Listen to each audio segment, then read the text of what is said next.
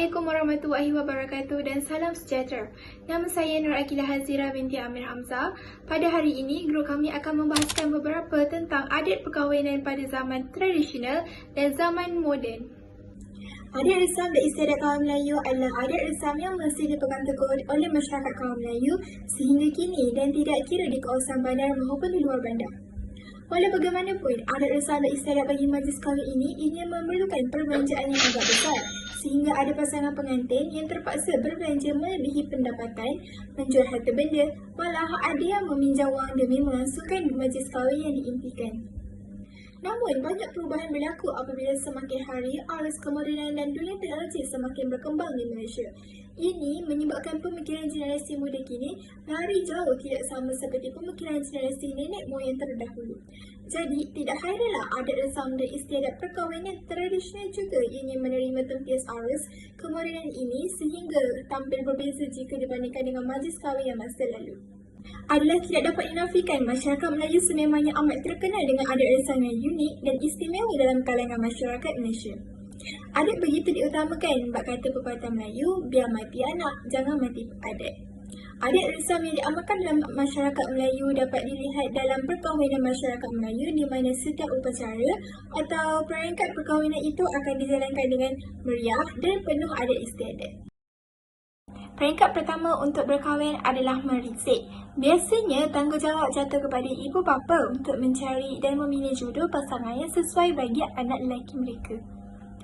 Ibu bapa sekarang ni ramai yang menerima berpendidikan barat dan open-minded sehingga menyerahkan bulat-bulat keputusan mencari pilihan bakal isteri kepada anak lelaki mereka.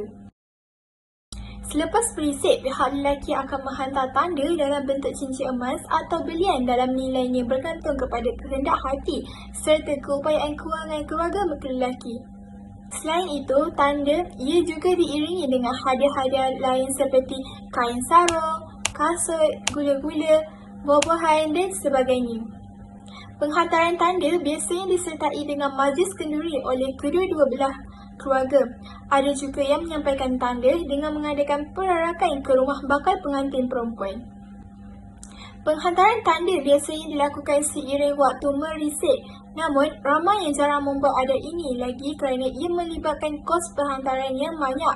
Majlis merisik juga ianya diadakan secara kecil-kecilan dengan kehadiran ahli keluarga dan saudara mara yang terdekat. Ada juga yang melakukan serentak majlis merisik bersama dengan majlis tunang. Belanja untuk majlis kahwin diberi sehari atau 2 hari sebelum majlis akad nikah. Selain wang hantaran, pengantin lelaki juga menghantar cincin bertatah-batah permata, kain sutera, kain sarung sutera, kuih-muih, buah-buahan, kotak sirih dan secerai air mawar yang diperbuat daripada logam perak atau loyang.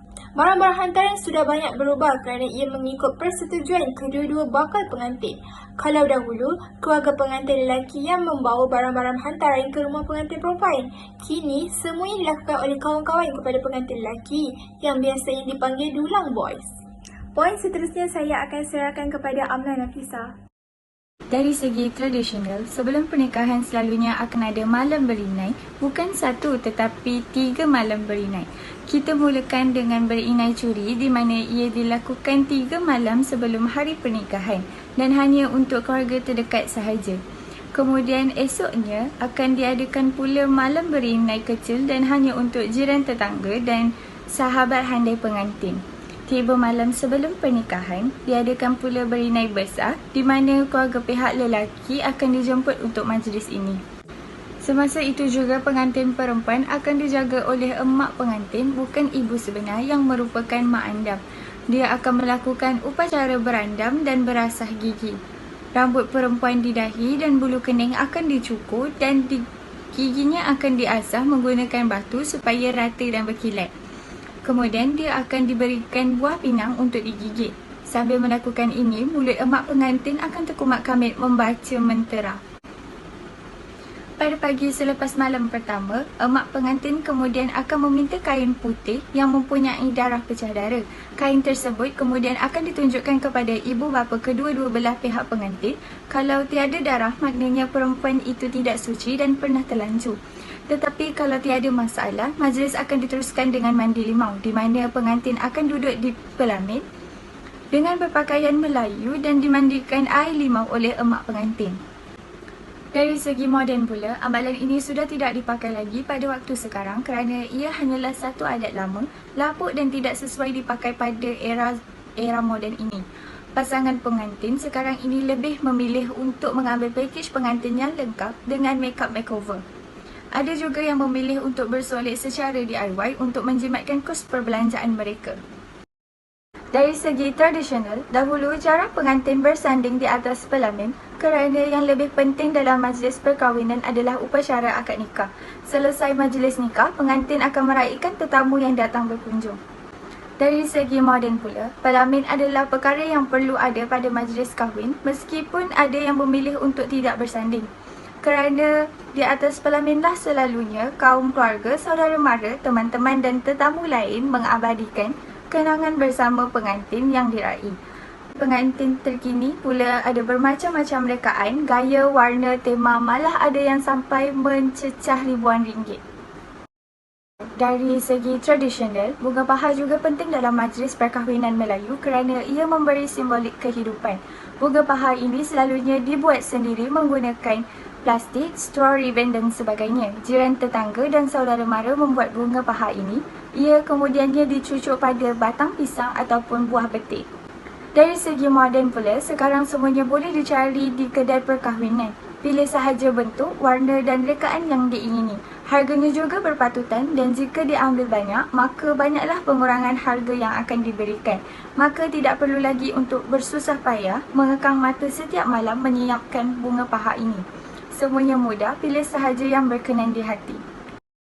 Dari segi tradisional, busana pengantin tradisional lebih nampak ciri-ciri kemelayuan dan tampil lebih klasik.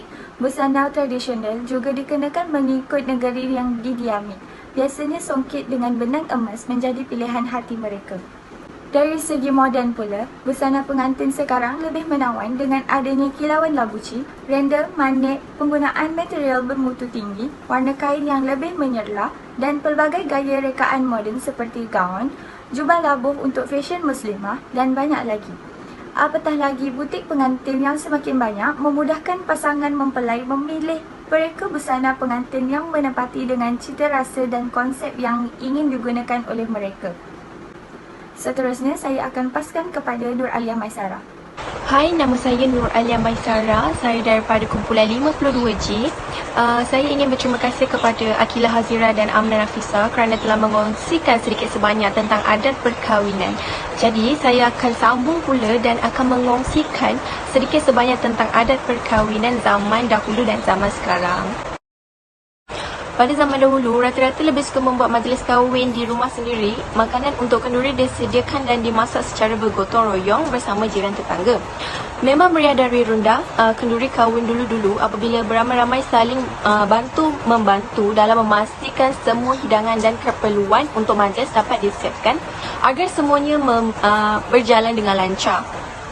Anak-anak muda pula semuanya membantu membawa hidangan untuk tetamu dan mencuci pinggan untuk beramai-ramai. Tentang lokasi pada zaman moden, berlainan pula kerana generasi lama semakin berusia dan tidak larat lagi menjadikan hidangan untuk majlis kahwin secara banyak.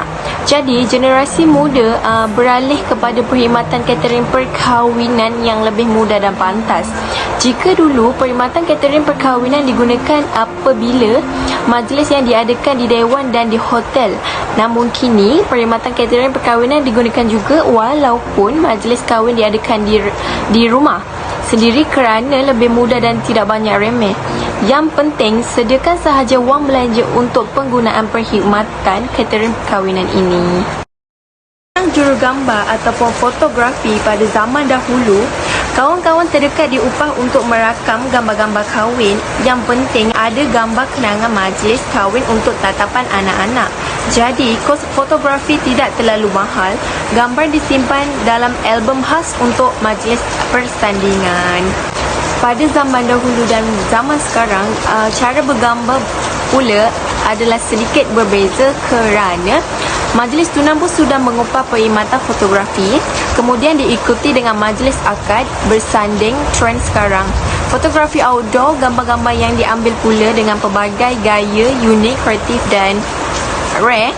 Album gambar juga punya pelbagai pilihan sama ada hardcover, sticky dan bermacam-macam lagi. Yang berkemampuan boleh juga memilih untuk mengambil perkhidmatan video. Dan diikuti memang banyak lagi perbezaan majlis kahwin zaman dahulu dan zaman sekarang disebabkan wujudnya pelbagai trend baru yang diadaptasikan dari pengaruh barat dan budaya baru yang lain. Namun, yang pastinya persamaan antara dua-dua zaman ini adalah kos perbelanjaan untuk majlis kahwin yang sangat besar diperlukan agar majlis berlangsung dengan lancar dan mudah. Cara penjemputan pula berbeza pada zaman dahulu dan zaman sekarang. Pada zaman dahulu, kebiasaannya masyarakat Melayu akan menggunakan kad kahwin dan akan bertandang dari rumah ke rumah untuk menjemput sendiri kaum keluarga dan rakan taulan ke majlis perkahwinan yang bakal diadakan. Kini, penggunaan kad kahwin dilihat semakin hambar dan hanya kaum keluarga serta rakan paling rapat saja akan mendapat kad jemputan. Di zaman moden pula, penggunaan media sosial secara meluas pastinya memudahkan lagi untuk berhubung walau di mana sahaja. Rata-rata masyarakat pasti memiliki akaun Facebook, WhatsApp, Instagram dan sebagainya. Jadi, cara yang paling mudah jemput saja ke majlis melalui Facebook atau WhatsApp. Kebaikannya adalah menjimatkan masa dan tenaga kerana tidak perlu ke pejabat pos atau berkunjung rumah ke rumah semata-mata untuk menghantar kad jemputan. Tapi ada keburukannya juga. Bagi sesetengah orang, jemputan melalui atas talian ini tidak dianggap bersungguh-sungguh jika tidak disertakan kad.